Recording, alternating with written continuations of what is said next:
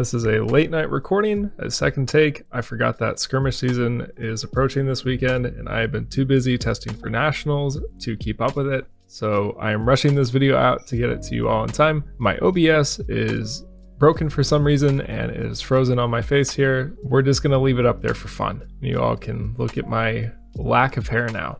Going into the main changes with Season 7, the biggest one obviously is that you can now include cards in your sideboard, right? It's a really big change for Blitz. It hasn't been like that in the past. The ability to add a sideboard. You can also go above your main deck count is probably the most interesting part of it, right? You can go above 40 cards, which is, spoiler alert, going to be the theme of both the decks I'm going to show here today.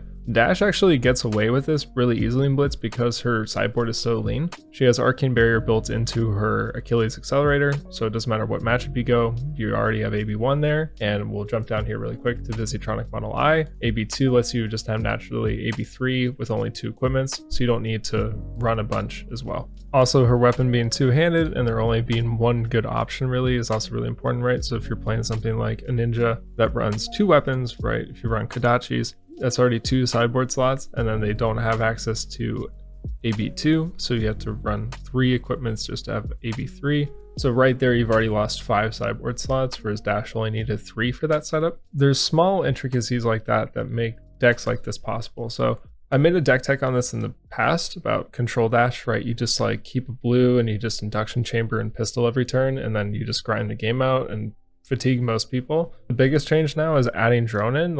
You just can't fatigue this deck. This is probably up there with Drone Ira as like the premier fatigue deck of the format.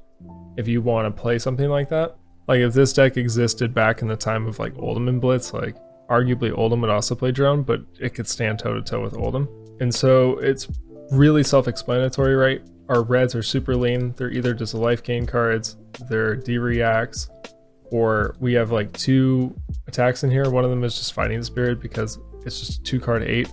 That's a popper into Prism, and it can be like a good way to close out a game, right? If you actually do push for lethal, if your opponent just spends forever setting up and they take too many pistol shots. And CNC here is just, you know, it's kind of self-explanatory. It's another popper, good arsenal disruption. But the rest of the deck is all just blue non-attacks. The main reason why is because it lets you block into things like Kasai, right, and not give her the +1. So there's no reason to have attacks here. We're not using them for attacking, we're using them for the pistol. So why not make it harder for Kasai's sabers to kill you? The only exception is we have 1 attack card in the blues, and that's Last Ditch Effort. Into fatigue matchups where we literally have no more cards left in deck and we're just drone piling, you can use blues to push this to close out the game. Warmonger's Diplomacy is your main pickup from the new set. Really strong card. Can often time walk decks if they want to use attack actions and non-attack actions in the same turn. So having to only pick 1 can often brick some decks. Sideboard is pretty self-explanatory. We have more poppers here, or like I said, this can just be another block 3 or a proactive attack into a lot of decks, but mainly here for Prism. Unmovable here for go tall decks or decks where you need D-reacts like Dory, for instance. And then Oasis Respite is here for Kano. Induction Chamber is for decks where you are going to be going to a fatigue war. So that's going to be things like Warrior, Ira, Guardian, which is just going to be Yoji or Bravo if they're still around. That's pretty much the only ones I can think of, unless anyone's trying some other goofy stuff, right? I guess like Riptide, for example. But the interesting thing is because of this, the changes to the format, for instance, if you're against Ira, if you're against Dash, because either you want to block out Boost Dash or you want to go toe-to-toe if she's also playing control, you know, against a Warrior, you can just literally bring in all these cards. So you can bring in, this is 7 right here, you can just go to 44 cards in deck and like pretty much have a deck that just can't be fatigued, right? You are the fatigue deck. So that addition is really interesting and I think gives a really big leverage to the control variant.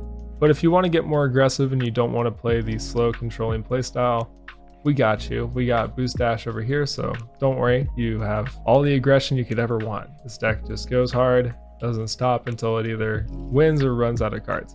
And the nice thing here is with the changes to the Skirmish season, you now can just run more cards, which just makes it harder for your opponent to fatigue you out. The biggest addition here is just being able to include both high octane and maximum velocity in the same list rather than having to only pick 1 due to the deck size, right? Even if you have 40, if you run both, it can just make your hands too clunky and the game is going to be so fast, you're probably only going to draw 1 of these power cards anyway. But with 44, we get to up the odds a little bit. Payload is in here mainly because this lets us have 6 poppers. Prism is good. People do like playing Prism, and she's going to be represented probably in your local scene, unless if you know your local scene well enough, in which case you could make the meta call. If you just want this to be maybe Scramble Pulse, for instance, is another really good 2 cost in the deck. Everything else here has always been the same. Nothing has changed about this deck until, we go to metrics one day. It's just all boost cards, looking for high payoffs with high octane and maximum velocity to close out your games. Only additions here is we have a Signal Jammer and a Visiatronic, obviously for Wizard. Although Signal Jammer sometimes can find use against Rune Blades or against things like Azalea. But the really interesting thing here is being able to include Induction Chamber. So it was pretty tough, right? Like you wouldn't include Induction Chamber in your Blitz list, in your just 40 card list, because it's just, you would rather have Pounder on the table, and then if you draw Induction Chamber, it's just a brick. It doesn't pitch well, it doesn't attack.